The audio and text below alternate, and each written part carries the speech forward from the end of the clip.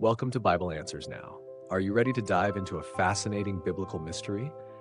Today we're going to explore a passage that leaves many wondering. What happened to the saints who resurrected in Matthew 27, verse 52 to 53? Let's unpack this momentous event and understand its deep spiritual significance. In the Gospel of Matthew, we read about an extraordinary moment. After Jesus died on the cross, Matthew 27, 52 to 53 tells us that the tombs broke open and the bodies of many holy people who had died were raised to life. They came out of the tombs after Jesus' resurrection and went into the holy city and appeared to many people. Can you imagine the astonishment of those who saw these saints walking through Jerusalem alive once more? It's a moment that captures the sheer power of Jesus' victory over death. But the question remains, where did these resurrected saints go after that incredible appearance? Let's look at Ephesians 4:8 for some insight. The Apostle Paul writes, "When he ascended on high, he took many captives and gave gifts to his people." This verse points to a profound truth. When Jesus ascended to heaven, he didn't go alone. He took with him those who had been resurrected, likely including the saints from Matthew 27.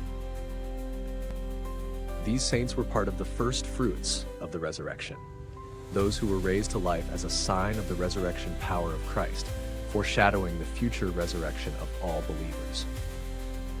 1 Corinthians 15:20 gives us further clarity on this.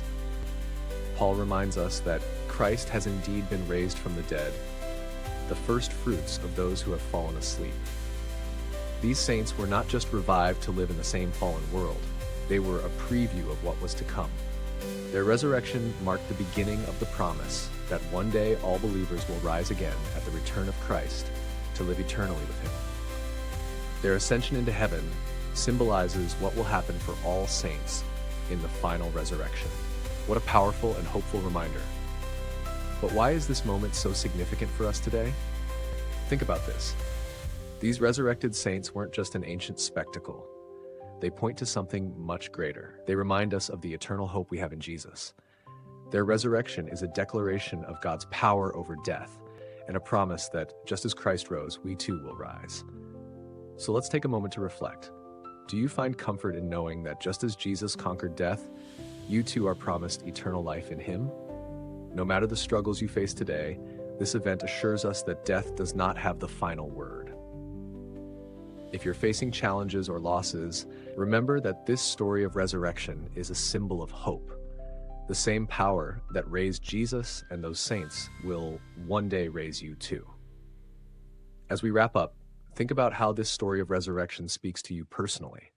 What are the areas in your life where you need to experience the power of Christ's resurrection?